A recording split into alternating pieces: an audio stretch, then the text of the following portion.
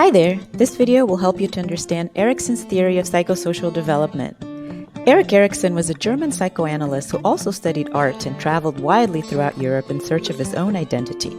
He later immigrated to the United States, where he conducted extensive research into psychological development. Erikson's theory was the first to encompass a human being's entire lifespan.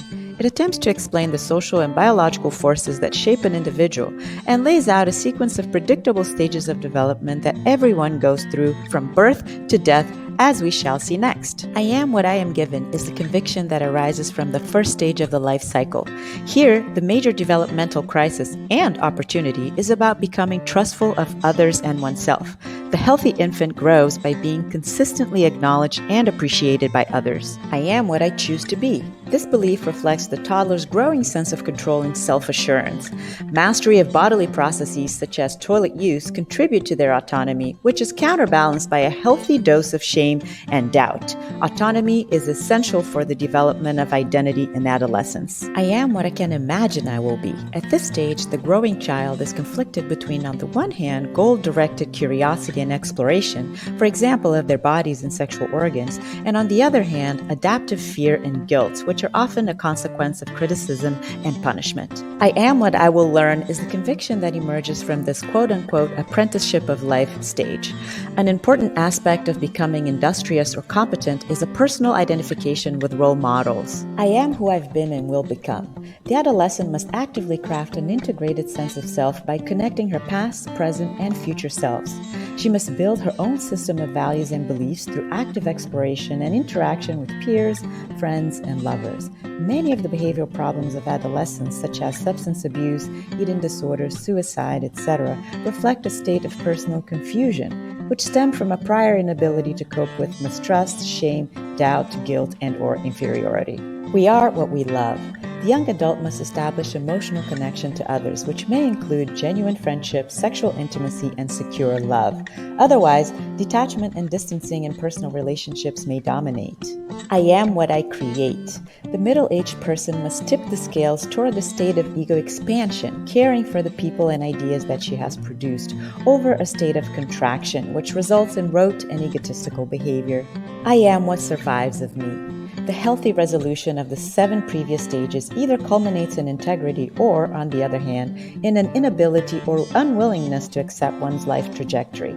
The wise elderly person accepts herself and appreciates all previous life experiences along with their respective lessons. Now that you have a sense for Erikson's psychosocial stages, here are a few important points to keep in mind about his theory as a whole. The central idea in Erikson's theory is the acquisition of an ego identity, or a meaningful self-concept.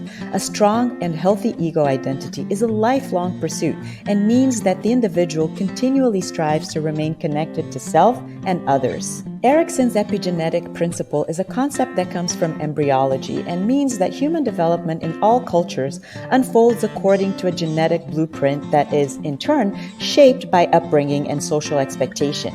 Each psychological milestone builds on the previous and must be met during its appropriate time window.